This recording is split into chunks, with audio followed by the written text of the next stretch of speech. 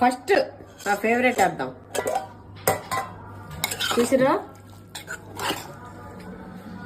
మేరా John జిగరి, నాకు నా బిడ్డకి బోటి అండి. బోటి, ఈ బోటిని కొట్టే కర్రీయే లేదు. ఇంకో ఫేవరెట్, ఇది కూడా నాకు నా బిడ్డకి ఫేవరెట్.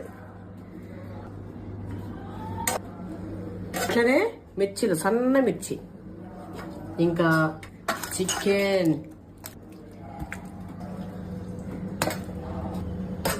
అట్లే టమాటా రసం.